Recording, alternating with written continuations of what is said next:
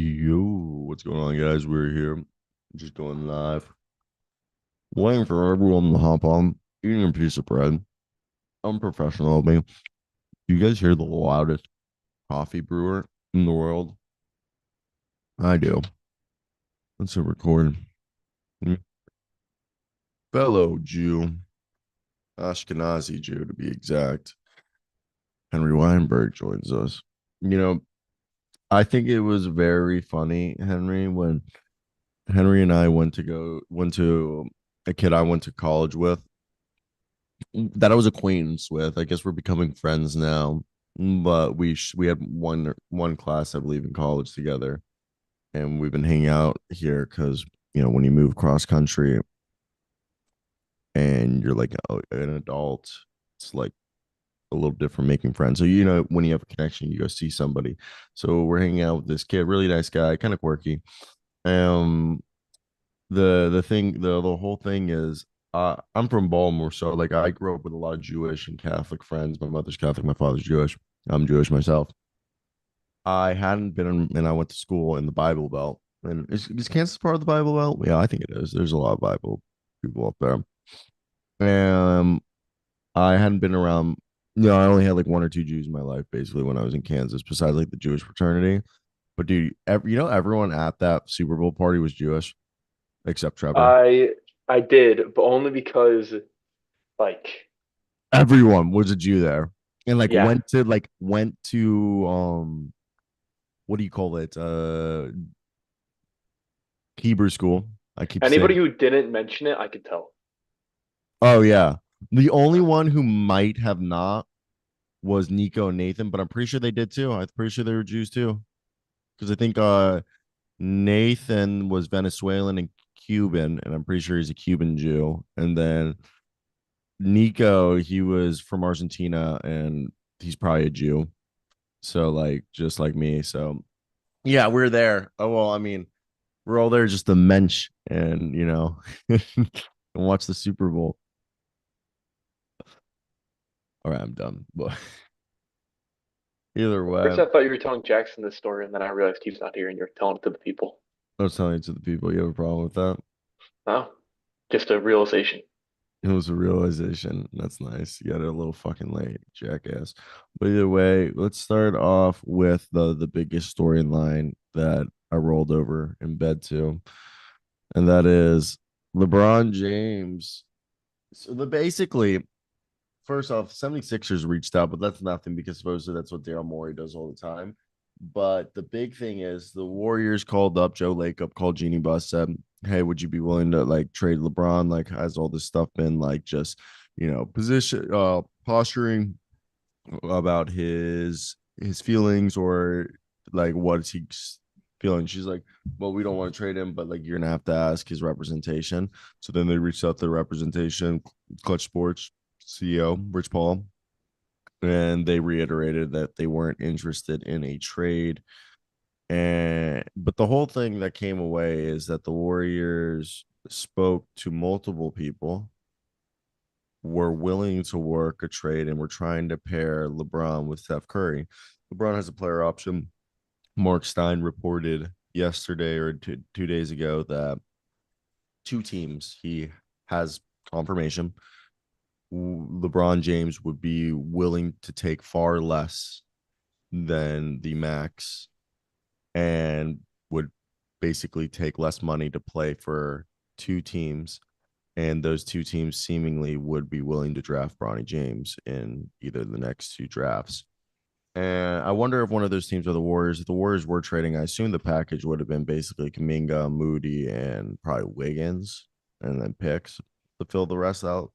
But I really think the two teams are the Warriors and Knicks. I've said before in the past that I think he either goes to the Heat, Dallas Mavericks, New York Knicks, or back to Cleveland if he were to leave LA, with Dallas and New York being the most likely because Mark Cuban and no income tax, while New York Mecca. But what are your guys' thoughts on that Ramona Shelburne and Adrian Wojnarowski report saying that LeBron? I personally do believe LeBron, depending on how this, if they make a deep run of the playoffs, one more year, he leaves next offseason. if they flame out or are playing team, I could see him leaving this offseason. Thoughts on the whole matter? Who wants the floor? Henry Jackson. Resident Warriors slash Lakers fan. You Yeah, and yeah, Seth. yeah. What was the question? Did you not see the report this morning that the Lakers made a trade, attempted to trade for LeBron James at the deadline? Damn, Rob Palinka's that stupid. He picked Well, up the phone, but he said no. he did Trade pick up. for no, the joke was that he's trading for his own player, but um, Oh, yeah, the Warriors. Do you mean the Warriors, So Rob Pelinka said no, but they bro? Oh Joe my god, Lacob. Jesus Christ! no, the 76ers called about LeBron. Yeah, but then the Warriors were the one. 76ers don't matter because he also called Daryl Morey also called the Suns and asked for Kevin Durant, Devin Booker, and Bradley Beal. But Hey, they should have traded Beal, apparently. I thought it was kind of. I mean, I feel like it's kind of obvious LeBron will. I don't know, or maybe not obvious, but I feel like it's. I think it's clear he'll play with Stephen Curry and Draymond Green eventually, but I guess that could not happen because of money. But I would be pretty surprised if it wasn't a Golden because I don't think Steph will ever leave I home. mean, yeah, I just think there are other factors at play too, like the Bronny thing. Yeah, Um, legacy. no, yeah, not think slightly. No, so. The LeBron. Lakers sucking is definitely a factor. I think Yeah, LeBron cares about legacy. Like LeBron doesn't care about fucking like leaving, but I think he does not want his legacy tarnished the way that like Kevin Durant got ripped to shreds when he went and joined Steph Curry. And let's be honest, if LeBron went and joined Steph Curry, it's not like joining Draymond Green in Dallas. But if he goes to Golden State and joins, that's like Luke Skywalker joining Darth Vader, you know? No, you guys don't agree with that? Okay. I thought that. yeah. I don't. I mean, I Golden mean, State after this year, unless they win it again, then I get that. But I don't. I don't know if I think the context matters in those situations. I think you're right from a legacy point of view that that would be like I don't know if it would be quite that extreme though, because he's been on record saying he wants to play with Steph. It's ultimately his twilight years. The Lakers are squandering them. If it's a Bronny thing involved too, that makes a lot of sense to me, and I wouldn't treat it as like a legacy tarnishing move from Bron. I don't think most in the public would either. I think the But intro well, I was gonna say it's good that these organizations have exploratory interest in Bron, although it is obviously kind of an irrelevant topic at this juncture. it is an irrelevant topic. And if I was a team knowing that he's gonna go into free agency and knowing that I could get him at a discount, I would be hesitant. Yeah, I mean, it's the old adage that the whole time that you see all the time. Why would I trade for someone? Like, why would anyone trade for PJ Tucker? He's either going to get released at some point or slash bought out, or they're going to keep him. Okay. You don't trade for someone that you can eventually get for free. I still have my disagreements there, but if you want me to, I'll lay down. I hate that his kids get in the way of this because I don't think Bronny will go to the NBA next year. So maybe they can do this for one season. But I think Golden State has a much better chance of contending for a championship this year. So I think he will. People for that series last year was amazing. LeBron and Steph. Anyways, I think the Warriors will fall short. If the Warriors fall short in the Western Conference Finals or in the NBA Finals, because Draymond keeps. I don't know if you guys saw the beef with Draymond and Nurkic last night, but I think he'll get suspended soon. And Chris Every Paul night. come back, and Chris Paul will ruin the whole lineup because Steve Kerr likes to run Clay, Steph, and Chris a lot. So they'll lose in the Western Conference Finals or the NBA Finals, and then Trey gives Uncle LeBron a call. And it's like, we need you for one more year. We need you for a year. And then LeBron goes there and wins a championship. I mean, yeah, I don't or think they that's crazy if Bronny doesn't go to the NBA. or LeBron, the Dallas Mavericks could draft Bronny James in 2 years. LeBron plays one more year in Los Angeles. Kyrie, Luca are both in Dallas. LeBron takes, a cheap ass deal, goes to Dallas. They pack it. He They pulls a pack. Joe Rogan. Yeah, they package Daniel Gafford and PJ Washington in a Oh my pick God, go to bed. a pick for Draymond Green. And Oh now you my got God. Draymond Green, Derek Lively, LeBron James, Kyrie, and Luka Doncic. It sounds awesome, but I feel goofy throwing Gafford and PJ trades up. Well, I mean, let's be honest. Draymond's gonna be like 35. That's a fucking blessing. We're throwing them Yeah, a yeah. fucking. Dre is playing really good though. The Warriors are playing really good, guys. You just said he's gonna get suspended. Did you guys see that last night? Yeah.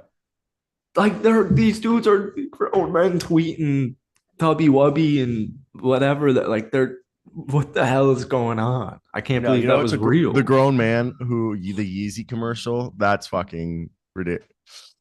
Oh, that was apparently that did like Yeah, 30 million. I saw the was it historic memes or somebody put it on Twitter. Like I didn't remember seeing that commercial.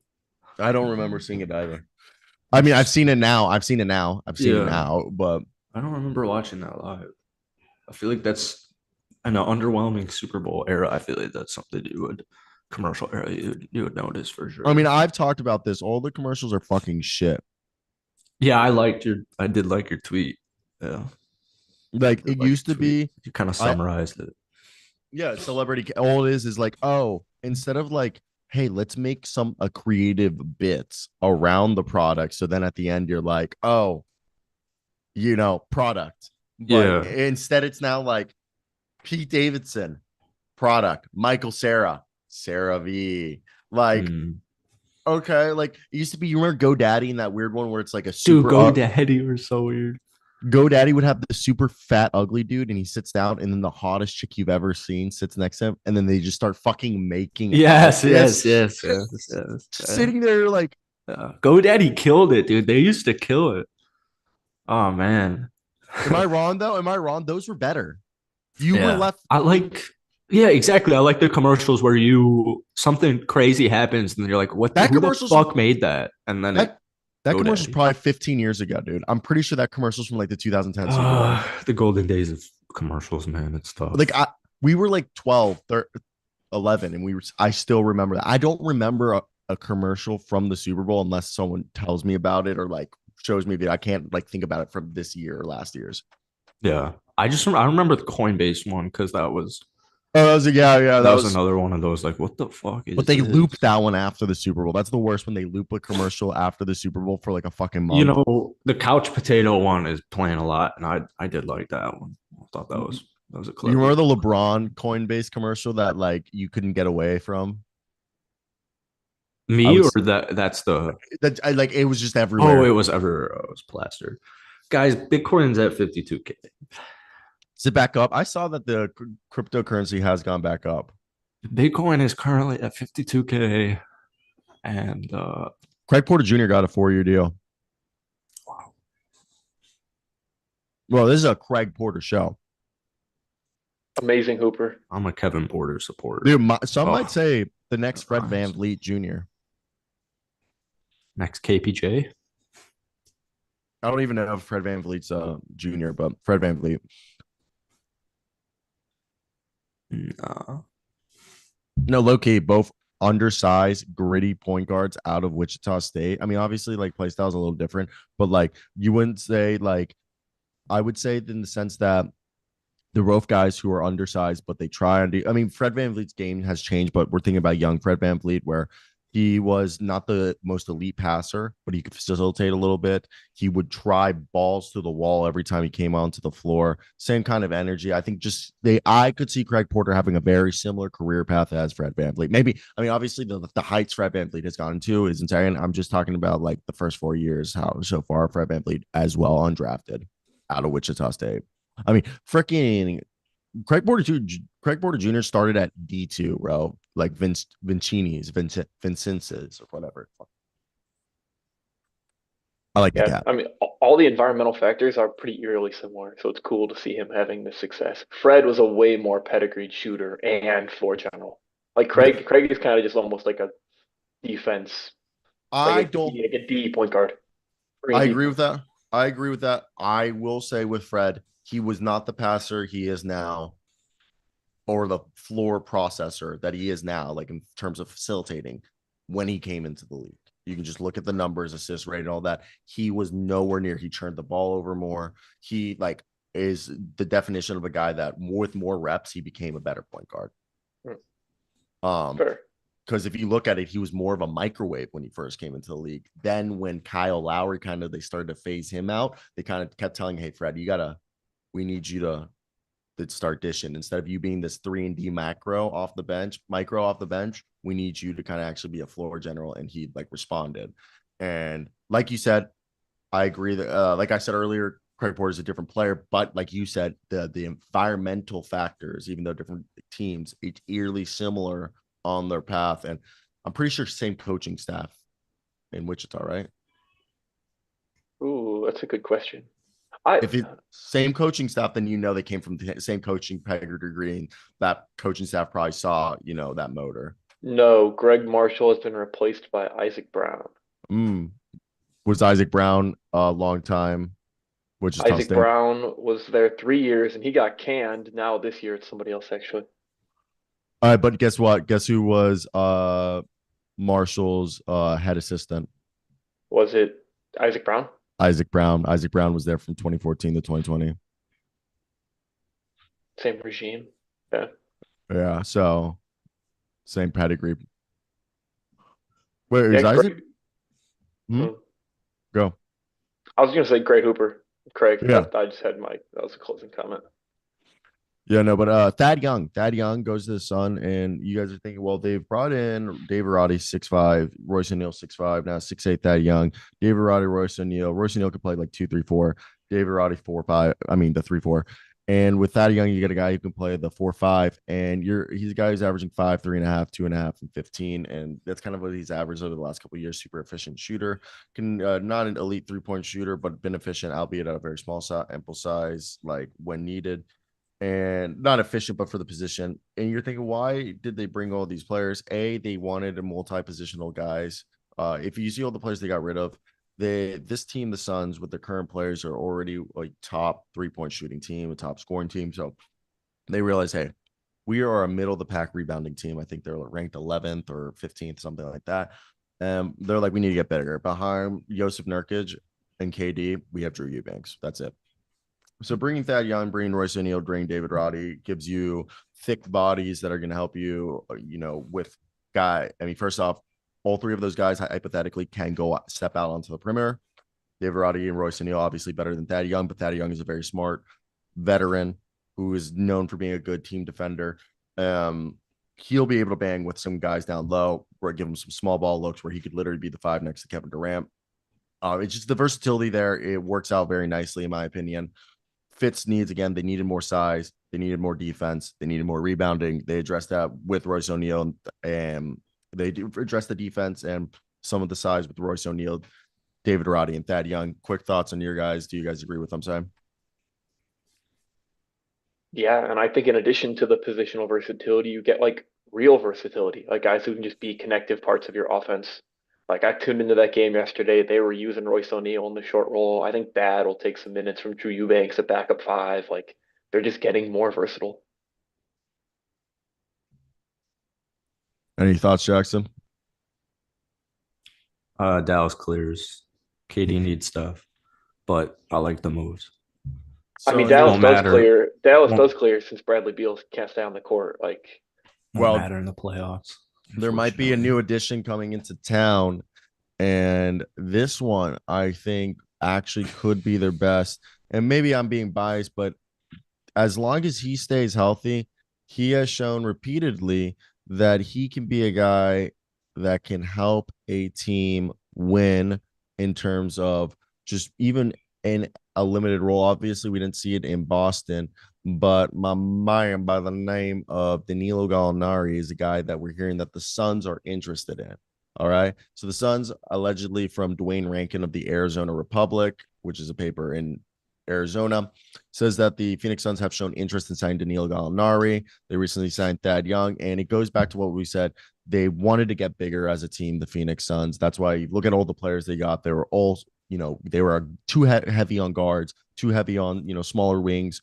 So far they got two thick boys and David Roddy and Royce O'Neal who can play multi-positional positions. Same thing with Thad Young who play a 4-5. Then you get Danilo Gallinari who hypothetically could play 3-4. I would never play him at the 5, but hypothetically you could. And getting Danilo Gallinari, if you see his stats so far this season between two squads, he is a guy that in 32 games has averaged 8 points a night, shooting like 50% from the field and shooting like 40% from three, 2.5 rebounds, almost 3 rebounds a game, 2 assists a night. And he's a guy, yeah, he's 35 years old. His knees might be shot, but besides Kevin Durant and Michael Porter Jr. and Simone Fontecchio, there are very few people who have as high of a release point on their 3-point shot as Danilo Gallinari. And he basically could be the mini KD. Oh, KD, you need to sit for 12 minutes. Guess what? We put in Danilo Gallinari for 12 minutes and just tell him bombs away. Like he's the guy from the first Incredibles movies when you're seeing them all just shoot those, like when Mr. Incredible's saving the guy in the whole thing and people stop liking heroes, that guy. But yeah. What are your guys' thoughts? I mean, dude, he could not even like sniff the three. He's damn near a five nowadays with how limited he is athletically. Like he's almost pigeonholed there to being like a 4 or 5. You're muted. I am looking at cleaning the glass right now. Continue. Give me your. I'll tell you what position he's played most this season between I his mean, squad. I just think that defensively he has to be a small ball 5, and he's been doing it on teams that suck defensively. I bet he'll show as a center probably. So cleaning the glass this season, he has with Detroit. Okay, yeah. So wow, interesting enough. Okay, so when he was with Washington, he played 84% of his minutes at the center position, 16% at the 4. Okay, and he was fucking terrible. Listen to this. He played 56% of his minutes which were 90 minutes at the center position with Detroit. Okay. And they were an expected 42 win team with him at the center position, plus 0.6 in point differential. You He said then 90 total minutes, 90 total so minutes. 40 minutes at the 5 Huh?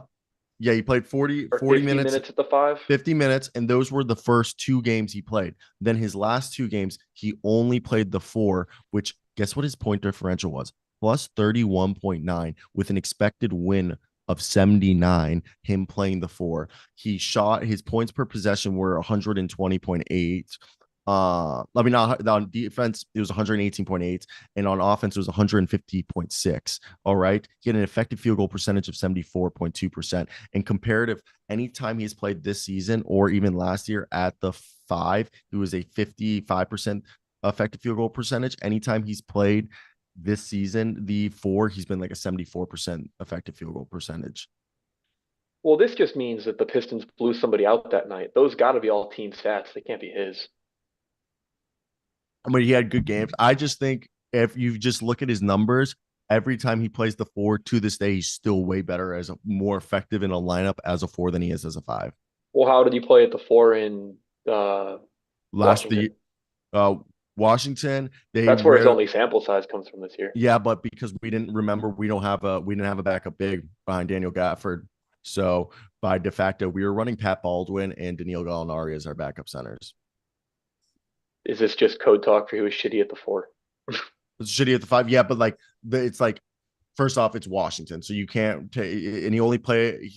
Well, that's He why would. I think it's weird that we're rambling off stats from a 90-minute sample size. Well, Like he that's a never. game.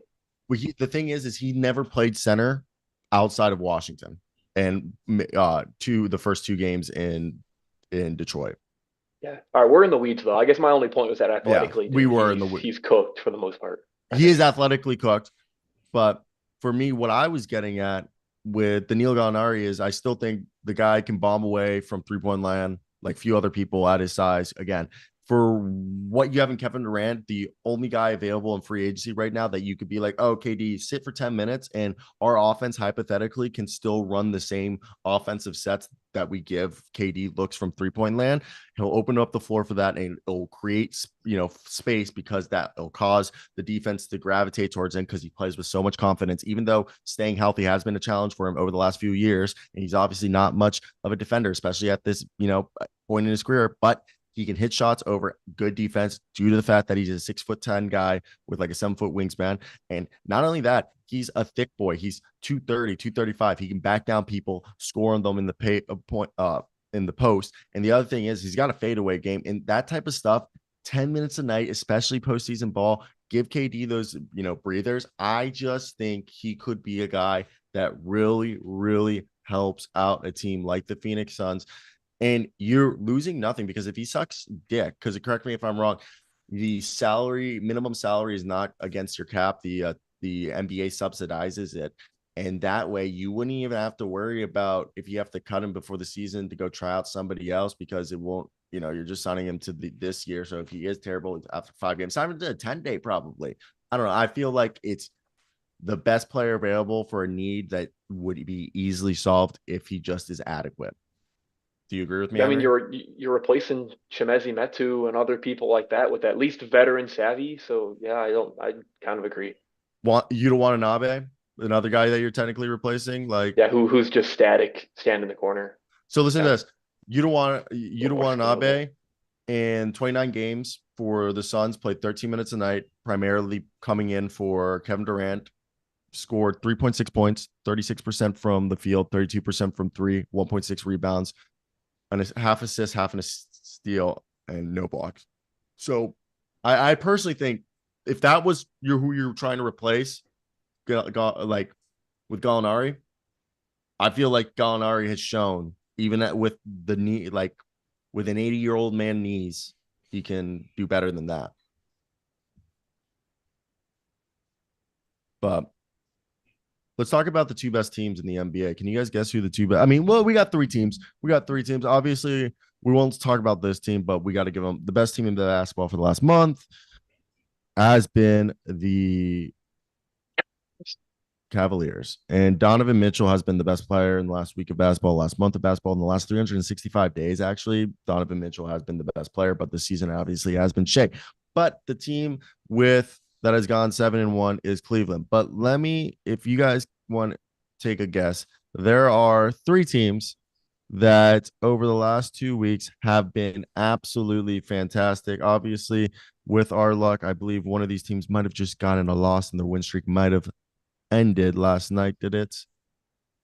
No, it's still going.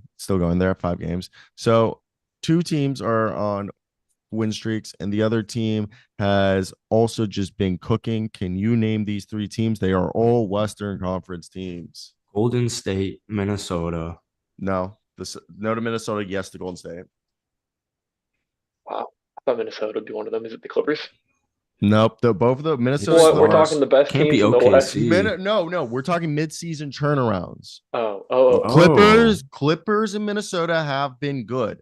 Okay, we're talking about teams that weren't good to start the year, but have been on a tear. So Golden State, is Phoenix one of them? They're gonna hit you right in the face. One of the other Golden State and this other team are the 2 teams with the longest win streaks active right now in the NBA. In the Pelicans? West. Yeah, Ooh, out in the West. It's not the Nuggets. it's not the Pels? Pelicans. Pels are a team that is in this list for midseason turnaround, but they're not the ones with the active win streak. The Pels are 6-1 in their last 7 games. They are 4th in point differential over the last 2 weeks, 4th in defense and 11th in offense, while Golden State has been 12th in offense and 3rd in defense and 5th in point differential in the last 2 weeks, and the number 1 spread defense spread. But It's LA. who is the only other team that has a 5-game win streak with Golden State? They were active at the trade deadline. They're in the West. I hope it's not Utah. Their new addition is averaging, I believe, 15 rebounds a game so far through 2 games. Oh, Dallas. God damn it. I couldn't think of who the 4th seed was. So Dallas And Dallas so far is on a 5-game win streak as well. They are 5-2 in the last 2 weeks. They are seventh in point differential, 14th in offensive rating, sixth in defensive rating over the span, and sixth in spread differential. And these are the three teams that are really, in my opinion, having a whole change of pace. We'll talk real quick. First off, Cleveland, we talked at Drabs the other day, and they're a team that, it's even going to be more interesting as we're going to see them be fully healthy now over the next few weeks, while the Pelicans are another team that, as they fully get healthy and their players are being reintegrated and everything, and it just seems like their chemistry is going. Their Willie Green's getting those guys looking like how they've looked in years past, and even Zion Williamson is looking better in as of late. I mean, it's still, not what we want, but he has been definitely, like, I know last night he had 14 points, but the 2 nights before that he had 30 and 9 and 5. So obviously still a little inconsistent, but Golden State is over here. Jonathan Kuminga is averaging 22 points a night, looking like a bona fide second option for Steph Curry. Draymond and Klay Thompson and the rest of the boys are clicking, while Dallas is maybe a sneaky team. They've got the perimeter defenders. They've got the two studs. They got the rim protection, and now they have the bench scoring. And again, I don't know why we do this, but every time there's a good Dallas team, because Dallas never has like a three-headed, a two-headed monster, we always compare them to that 2011 Dark team. But it gives off that 2011 vibe, this team, that they can make a run like that could be a team because they have all the pieces and the sizes that, on paper you would say you want to run. I think they could be good. What are you guys' thoughts of Golden State, New Orleans, and Dallas being the three teams that I think are most deserving of being recognized as the teams having the biggest mid-season turnarounds so far this season? Do you guys agree with my takes? And you guys have the floor. I do respect Dallas for saying, all right, here are these guys that we like. We'll go pay up for them because we think they fit our system and they fit their system and are thriving. And there is something to be said for that. So I respect the Dallas. We can circle back on them. I think like it's tough to compare them to other teams because they have one of the best players in basketball. Like Dirk was at the time, obviously. You got prime Luca, who makes Luke is everybody averaging better. almost 40 over his last 9. Yeah, it's different. So you can surround him kind of with that same team vibe that Dirk had, and Luka is gonna carry them to a whole different tier. And I'm also a huge Pelicans fan. Like it's tough because they really just have a lot of specialists and guys who aren't like complete postseason guys, but they have amazing chemistry. If you watch a Pelicans game, guys like Herb Nice. Jones and Najee Marshall, they are Dyson. very synergistic. Yeah, it's sad. I didn't realize that his steal rate was like top 5 in the league. Nor did He has I. been he has been very defensively impactful. And then Golden State. They're probably I winning it all. I can't believe that you guys were pro or open to Kuminga trades deadline. He's a part of the future. I'm very excited that they're good. Well, Yeah. he Oh wasn't yeah. for I like two and a wasn't. half years. He All I wasn't. True, but he's 21, bro. No, it's not a Kaminga's lack of skill. It's a Steph Curry fit, and they're making it work. And I hope Chris Paul doesn't come in and ruin it. But in Not your even eyes, on what Chris is what Paul. is what is like detrimental about the fit? I just don't think Kaminga, especially his lack of shooting. I want Kaminga to play a certain type of way with the leash off. But if you're gonna give him no leash, then he can be if I'll give him the leash if he plays like this all year, which he's been doing, and that's what they're doing, and he's helping But them win. but you're saying when he's off the leash, he like hurts the flow of the offense because he's kind of just like I'm gonna get For sure, downhill and do he's me. almost rollless. So my whole thing was, I said the only time I thought Kuminga should be traded was I thought Pascal Siakam was the only guy available for the Warriors in the trade market that I actually thought could solve some of their problems, which was they needed a multi-positional defender that could help Draymond Green, but at the same time, they needed a bona fide second option next to to Steph Curry. And I obviously had my reservations about Pascal. He was older in age and the 3-point shot was failing. So you were kind of, it was a double-edged sword. And I really, and OG Anunoby was kind of the only other guy, but I didn't think OG was enough in terms of being a second option. I thought he was better as a treasury option. And I, then when he got traded, I said you should just keep Jonathan Kuminga for a bigger name in the offseason if you were to make a trade, because at this point, don't think DeJounte Murray and the rest of the guys who were available were enough of a difference makers. So I agree with how they said they believed in their core to come back. And especially with the buyout market, we assume Otto Porter's probably going to make his way back here at some point. We assume that they're gonna bring in somebody. And if you look at this Warriors squad, specifically a team that I think they're going back to their defensive ways. And as of late, I think this is a team that they're starting to figure out, hey, we need to have Kuminga and Wiggins on the floor together to play good defense. And Wiggins and Kuminga over the last few weeks have figured that out.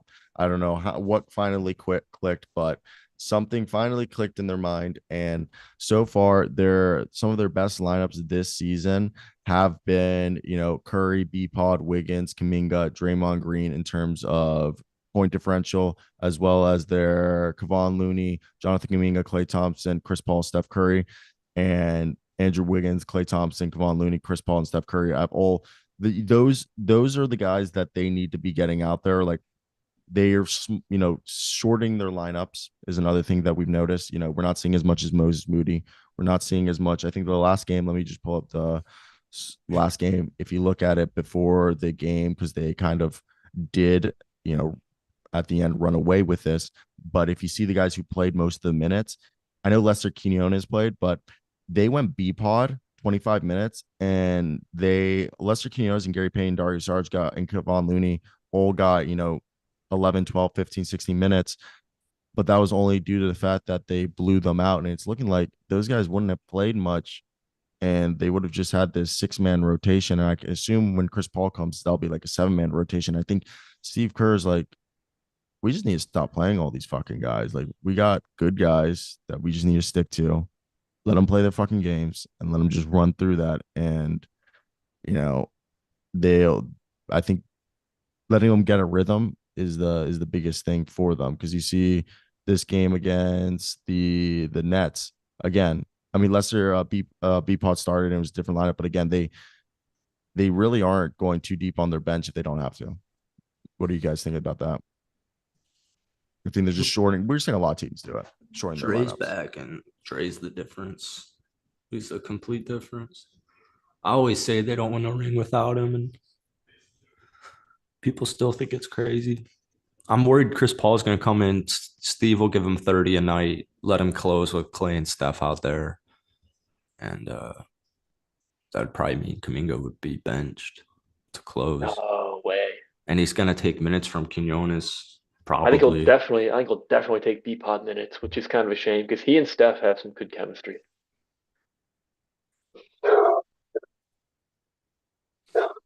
B-Pod's fine. Quinones, I think he's got a very bright future with Golden State if they let him run. Chris Paul just makes them, they're such a small team, and Chris Paul makes them so small, especially to close these games. Yeah, but Draymond sorry. I just checked Draymond.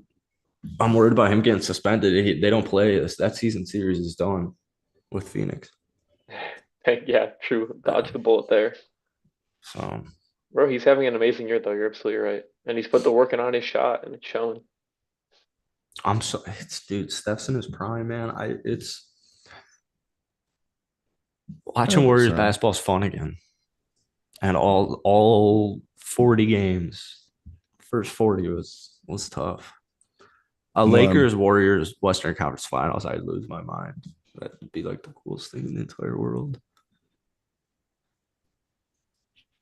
I think when we look at, I really like that the Warriors are coming back, and I do think the Warriors are going to make a move this offseason, because I do think no offense, I do think they're going to come up short in the playoffs.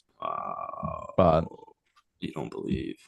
It's not even that, man. It's just they lack size. No It's offense. Steph freaking True. Curry. I don't believe in Kevin Looney, and Wiggins is gonna have to go crazy to compensate for that. In my opinion, this offseason, either I Yeah. think they'll keep Clay. I think one of the bigger contracts, unless they get like a great sign and trade that they sign and trade Clay. But I personally think Wiggins package for like a Jakob Pertl Oh. and maybe Jakob Pertl and Chris Boucher if he's still on the roster. And I don't, and again, I don't think that's the final move. I still think maybe if they can turn around, flip Chris Paul for the dream situation be like a Mikal Bridges or a Miles Bridges or a I don't even an actual second or third guy that can score to get next to Jonathan Kuminga and Steph Curry, and then bringing back a bench that's filled with veterans and guys that you can believe in, and then now you have a starting lineup that's like Jakob Pertl, Dre at power forward again. Then you run Steph Curry and whoever at like that bona fide shooting guard, and then you have Kuminga at the three. Now your bench is Clay as your sixth man, and you have B Pod, and you have at this point Trace Jackson Davis and Kevon Looney and veterans. You feel that's a pretty darn good team in my head already. Starting to think about that. Do you guys agree with that? I saw Henry agreeing with I think Jakob Pertl is a great quick pickup. Oh, is this? Hey, yeah, I was Oh. a nodding because Luke joined, and I liked the Pirtle Boucher uh combo. And yeah, and look at that team. All you need is a shooting guard, and you could arguably be like Malik Monk or like somebody like if you could find a guy that could just be because you might not even need to get a bona fide thing. You just need a fucking score in a sense. And if you believe that score next to like Brandon Podajemski or like in rotation could work. Like imagine if they had kept Dante DiVincenzo and they like had Dante Oh. DiVincenzo and B Pod just rotating in and out of that shooting guard. Oh my god, you'd be like, holy crap, 24 minutes each. Oh my God. That's like the best white. That's like the best two white guys you can have in that spot. Dude, I think DiVincenzo might be mixed. No, no, he's not. He's not. Is he? I'm pretty sure he's not, dog. Is he Nico Mannion? We're about to find out right now. You ready? Yeah, because I know Nico Mannion is. Oh yeah, he's a white boy. He's just a Okay, white so boy. it's like a Italian. It's Uh, well, I had a Jewish friend who had hair. Like that. DiVincenzo played soccer before switching to basketball in high school. That's funny. But I had a Jewish friend who like he had he had like the tightest curls, like basically almost like a black person's Yeah. hair. And when he would get like his fades and stuff, it literally looked like he was like Dominican. Like he was like a white It's Dominican. just because of his hair. Yeah, because it was like super tight. Because his dad was from like he was like an Ashkenazi Jew, but like super Jewish. Whereas like DiVincenzo, he gets that fade going. Yeah, but no, I do think Or as New York Times called it, the Travis Kelce haircut. Yeah, my dude. So Travis Kelce is so famous that my dad brought up Travis Kelce and Taylor Swift to me on the phone yesterday when I was driving home. And he's like, "Oh, that guy's now famous because of Taylor Swift." I was like, "Dad, he's like the greatest tight end of all time." Yeah, He's like, no, he's like the world now knows him. You know, it's like it's, What if he was memeing on you? You know how that was like a trend that people did? I know, but this is my foreign ass dad. My dad has no idea who the fuck Taylor Swift is, who the fuck like Travis Kelce. So, no, he knows who Taylor Swift is. But no, Everybody does. The fact that has gotten into my dad's world means that's how fucking like yeah. If my dad's bringing that up in passing conversation, if your dad's bringing up a Travis Kelce, yeah, Travis Kelce, there's like no way to mimic my dad's voice. My dad has exactly same. I can't do my dad's accent because it's like it's not normal. Persian. It's not Persian enough because he went to American school and like he's lived in America since his 20s. So it's just foreign enough. My dad also has the world's deepest voice, so like it's like also like incredibly. Like yeah, someone commented. I made a video at like 2 a.m. the other day, and someone said my voice is deeper than the Dead Sea. And yeah, your voice is not the deepest. Well, like Sorry. when I'm Aldo's got you tired. beat. Oh yeah, of Yeah, the course. Aldo's got you beat. Yeah. I mean, well, my mom says you could she hated when she would try to go to sleep and me and my dad would be in the basement, and because our voices are so Wait, deep, what the? or like I'd be in the garage, you can hear my dad's and I's voices carried from the garage into the bedroom. Like not even like here, like our what we're talking about, but you would hear the vibrations of like but yeah. Let's continue with this Pirtle. But actually, Luke, what you thought? So we said we were talking about Dallas Mavericks, New Orleans Pelicans, but real quick, we said the Golden State Warriors My audio was arguably. being retarded there for a second. No, you're good. We talked Pelicans and Mavericks, but we kind of said Golden State Warriors, smart that they didn't make any moves. The team's, the continuity is starting to show that they're having this midseason turnaround. And I still don't think they're good enough or big enough to win, but I think this is a team that easily this offseason could fix their team. They're plus 120 to make the playoffs, so I threw some money on that. You should Henry, playoffs. what do you want to say? You have your hand. Who is plus 120 to make the Warriors. They just looked last night. They're plus 120 to make playoffs, so I threw some money on them. Henry, you have your hand raised? I have a Pelicans point when Luke is done talking about the Warriors. I'm done. I just okay. thought that was an interesting fact to notice. They were not favored to make the playoffs. So like Herb Jones is my example, and he's having a breakout shooting campaign. Oh yeah. But he was like not slept on pre-draft, but people weren't enamored with him in the draft cycle despite being an amazing defender. 4-year player. 4-year player. Yeah. Couldn't shoot. But we also have these conversations where shooting is the easiest thing to teach people. But then you also see the same like idiosyncratic athleticism. patterns. He's like got Herb. it, though. No, but Herb Jones is an average athlete by NBA standards, and nothing about Herb Jones coming out of college was flashy except that he was a solid defender. That was all that he wasn't a good. Though. No, but he was an elite defender. But the thing he was. But we're talking about his athleticism. Yes, like he was an average NBA athlete. Average NBA athlete. He had tunnel vision, couldn't really dribble. His 3-point, his shooting numbers were just like literally like Pat Williams, but even on a smaller sample size. So you didn't really know he was a transition guy. Like all you knew he was a defensive guy, but he didn't have the athleticism like he was Derrick Jones Jr. Like Derrick Jones Jr. had more excitement coming out because like when you're looking at that, any like the defensive thing was just like. You see it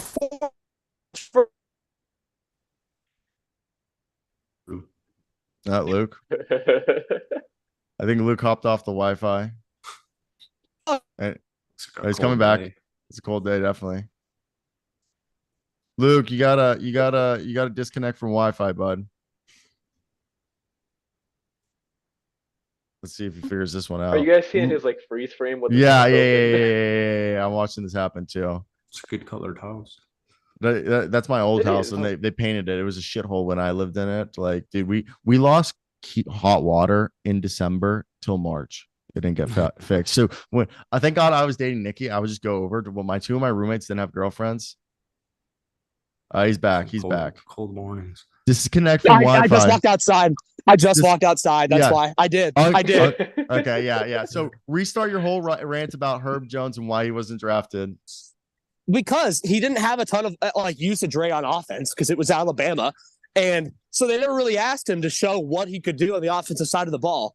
He was a 4-year player. He rode the bench for most of his college career. Like, even though he was a great defender, he just kind of flew under the radar because, of all the things that I just said. If he was a freak athlete, he probably still would have been a first-round pick, but he wasn't. So, yeah. Patrick Williams went 4. And look, he's having a good 3-point shooting year. He's shooting 41%. But listen to this: he's taking 24% of his shots from the corner 3, and he's hitting those at a 73 percentile. The rest of his threes, he's literally hitting them at his non-corner threes are being hit at a 25th percentile, and that's basically 17% of his threes. And then for him, he's basically all other threes are at the 47th percentile, which again, he's, that's 41% of his shot attempts. So I think the whole thing with Herb Jones is he's a corner specialist in terms of offense, and he's had a better year this year, but I don't know how much further he goes offensively. None. This is who he is, which is fine. He's a productive player, but he's not the type of guy that's really going to do much besides just catch and shoot when he's open. Dude, I don't know. He passes the eye test. I think he's a productive, connective part of this offense. No, he is. I'm just saying Well, he's not going to do that's anything more than being a catch and shoot guy. Is my only point. shooting. Oh, but he only shoots. His job is to shoot open shots. Dog, they Yeah. got too many weapons. Yeah, like Like- all his a majority of his shots from like just the show for the Heat chart. I can just go back to the percentage. It's are- cuts, Yeah. and corner threes. Yeah, literally either scores underneath the basket or he shoots in the corner. As you Go see, to go to assist rate. I just want to see if it's on the rise yeah, slightly, like incrementally. incrementally. Slightly. Hey, it's going up. It's going He's up. good. But also his usage rate has gone up. So how much more of a 15% usage rate will he go up? Probably not. He might get to 20 if some injuries are present, but Other thing is he's not a foul drawer. So he's not going to be a scorer because he does not get to the free throw or create and ones at a high rate. Ranks well in shooting foul drawing. He does well, like, but the thing is he doesn't like do it at like a high rate. You know what I mean? Like his drives and stuff. He does. Yeah. He does. What percent of his shots? How do I see with his shots? He is like this season, he's at the 57th percentile. Crazy. His first 2 years, he was higher. He's actually gone down. His first 2 year, 11, then last year, almost 14. This year, 10%. Yeah, but he's probably taking more threes. Probably taking more threes. Yeah. Again, I mean, first off, the Pelicans. It's just a meta example of like, all right, here's a guy who had 7 foot plus wingspan, could clamp. Few teams wanted him. I just think it's fascinating. Oh, it just comes back down, Henry, that And he was a 4-year player and he was raw, but potential and athleticism will always trump intangibles and experience when it comes to the draft. Because you rather, unless you remember Chris Duarte, he was drafted in the lottery because he was a guaranteed 40% 3-point shooter, was all defensive every year in college, and look where the fuck he's at. So I mean, for all the Buddy Hields in the world that are able to make an instant impact, like they all the Derek Whites, like there are so many Chris Duartes. So that's why NBA guys go, we rather take a shot on the Pat Williams, on the we rather reach on the Justin Pattons.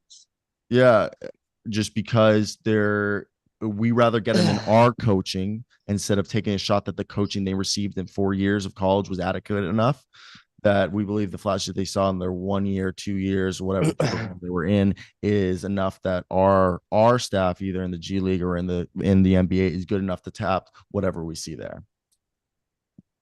What the fuck happened to Justin Patton? The other thing I will say, always what they say, an old dog, it's hard to teach an old dog new tricks. So when you turn 24, it's harder for you to develop new habits. Like that's like scientifically proven. So the closer you are to 24, it's harder to teach a 22, 23-year-old kid what you've been doing since you're fucking 6 years old is wrong, instead of an 18, 19-year-old who's still a little, wet behind the ears. Yeah. So that's the other things I think, like just turns out it was a fucking steal. Turns out Herb Jones is a fucking steal.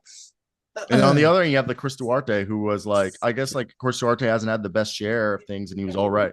He was decent his rookie year. Yeah, for a little bit. But, he has struggled with injuries. I will say he hasn't been the best share. I mean, it's weird for a guy like Chris Duarte, who played 55 games rookie year, 43% from the field, 36.9% from three, 13 points, 2.5 assists, 4 rebounds, 1 steal a night, was named not a bad rookie year. All second team. Yeah. Yeah. I don't know what the fuck happened. I mean, at least he's not Justin Patton. Justin Patton was a bum. Thank you. Wow. Rockets legend. You mean Timberwolves Rockets legend? Minnesota legend. Minnesota legend. You know who we drafted over him, or we could have drafted instead of him? Jared Allen, John Collins, OG Anunoby, Kyle Kuzma, Derek White. All those Josh guys were still on the board. Yeah. Jeez. Yeah. Dylan Brooks. Josh. Monte Morris. Wow. Yeah. Josh Hart. Everybody was available. Goddamn. Chris Boucher. Well, they weren't going to take Chris Boucher or Monte Morris that spot. We could have taken Chance Comanche. Yeah, that would have been a great pick. Well, Justin Patton, man. I still don't know how he was a lottery pick anyway. Like, I dude, he don't. rode the bench. He rode the bench at Creighton. He didn't even play. It was the 3-and-D hype was like taking Yeah, off. way too much with him. Oh Who's wow, that? rebranded Pirtle. Yeah, it's What the awful. fuck? It's awful. The NBA PA bought it. Oh, That neck. This guy's a huge neck. Yeah. yeah, he does. This is fucking terrible. Who's got a little like Jerry curl top? Like, Şengün. ooh, It's an East player. Is it? yeah. No. Franz. No. Yeah, maybe. Oh, Southeast. Young Was it fella. Mo? Is What's it that? Mo? What's that guy on the Wizards who's a bust? Johnny Davis? Is it Mo? No, it's not Johnny Davis. No. It's a guard. He's a guard who's 6'6" taller. or 6'7", Yeah, and he's 22. he's number 1. LaMelo. No, Ooh. Who's Melo number- is 6'7". LaMelo does have a Yeah, long neck. Jalen Yeah, Johnson. Oh, he does have a LaMelo. long neck too. try LaMelo. LaMelo. LaMelo wears 2, I thought. Oh Oh, no, he we does wear. Oh lost? no, he does wear 1. No, Oh, you where's went- Melo? I for some reason I thought he switched from 1 to 2, but I it's could have sworn Melo was 1. I'm Well, not good with numbers, but no. He used to be 2, then he switched to 1. I thought he was 1, This year. switched to 2. he's been wearing 1 this year. I could have sworn. Yeah. Yeah. All right. Oh, You guys have anything else you guys wanted to talk about? not in particular. Other than that, the Clippers are going to win the championship. Wow. They Wow. might. They might. Minnesota just beat their ass. Guys, Yeah. I'm a Timberwolves fan, and look, well, Min- min- I'm not putting anything on Minnesota. I think Eastern Conference is Knicks versus Celtics, and Western Conference will be Nuggets versus Clippers, or it's gonna be Nuggets versus somebody. Wow. Probably, yeah. Clippers versus somebody, but yeah. Well, I give the defending champs always they've looked good all Yeah. year. It's just the difference is the Clippers, they have a guy named James Harden now. That is They've true. been cooking. Arguably the best defensive season of his career right now from just a pure Yeah. like, steals and blocks Yeah. standpoint. But Yeah. Luke, you remember me and Jackson remember all too well that The last decade. no, you remember last year we did our whole preseason. We were sucking off the Clippers. Yeah, left you guys are and sucking up the Clippers too much. And And then now then that's next, they're- not what happened. Now they're even more worrisome with James Harden. I know. They're even less worrisome. They're even better now. Go Non-Rockets Clippers, fans. man. We all know the Suns aren't winning, so it doesn't really matter what they do. True. True. The Suns is the Suns, man. Juju was right. It definitely was interesting.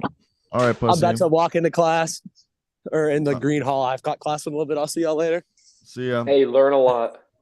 I'll Go try. live. Probably won't though. All right, boys. You got anything else to add or goat life? See you guys in class. See you in There's a class. guy named Ticket Gaines who plays for Providence. Ticket gains. Probably got mad. With a Z? No, should be with a Z. So he already changed it from Devontae Gaines. He might as well put a Z at the end. Yeah. True. All right. Peace, boys. Yep.